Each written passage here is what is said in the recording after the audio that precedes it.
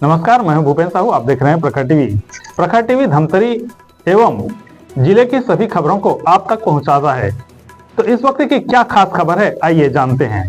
श्री नौपद ओली में शामिल होने गणाधीश पन्यास प्रवर परम पूज्य विनय कुशल मुनि जी मसा, परम पूज्य विराग मुनि जी मसा आदि थाना 4 एवं साध्वी परम पूज्य वीरतीयशा श्री जी मसा आदि थाना 2 का विहार DPS स्कूल से धमतरी में हुआ।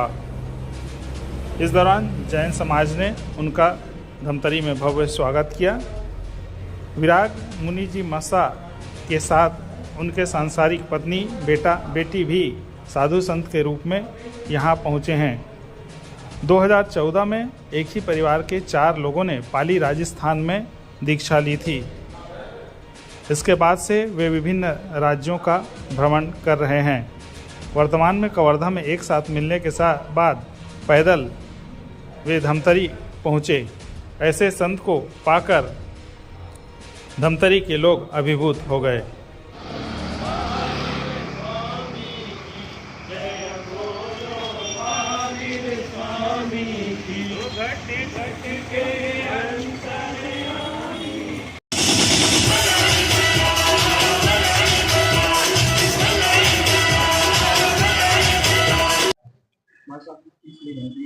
क्या संदेश देंगे शहरवासियों को आप चैनल के माध्यम से?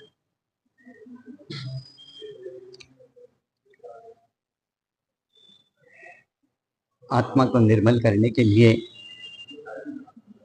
सुंदर जो अवसर जो प्राप्त हुआ है नौपत ओली जी का, जहाँ सिर्फ गुणों की पूजा है, ऐसे महामंत्र का जो जिसके अंदर आराधना होगी, जहाँ व्यक्ति गुणों से ही महान बनता है। जब जीवन के अंदर गुण उपस्थित हो जाते हैं, उस आत्मा का वहीं विकास होता है। तो ऐसा सुंदर जो अवसर हमारे यहाँ धमतरी नगर के अंदर जो आया है कि हम सब मिलकर के सुंदर प्रकार से ऐसी आराधना के अंदर जुड़े, जिससे हमारी आत्मा भी जो अनादिकाल से हम आत्मा के ऊपर जो कर्म की रज लगी हुई है, वो रज आराधना के द्वारा अपने गुणों का विकास करके अपने जीवन को जो निर्मल करने का जो सुंदर अवसर है। मानव जीवन उसी के अंदर शर्त है। मानव तो सब बने हैं, लेकिन जब तक जीवन के अंदर मानवता नहीं, तब तक जीवन का कोई अर्थ नहीं है। मानव जन्म मिला या ना मिला, बिल्कुल ऐसे ही है जिस प्रकार से कोई व्यक्ति को चिंतामणि रत्न मिला और वो व्यक्ति उसकी कीमत न समझ करके उसे समुद्र में फेंक दे, और जब उसे पता पड़े कि ये तो चिंतामणि रत्न था, उसको ढूंढने के लिए वो वापस उसके अंदर गोता लगाए तो कुछ हाथ नहीं आएगा। ठीक उसी प्रकार से समय रहते हुए जो व्यक्ति अपने जीवन की आराधना कर लेता है, उसका जीवन मानव जन्म सफल हो जाता है।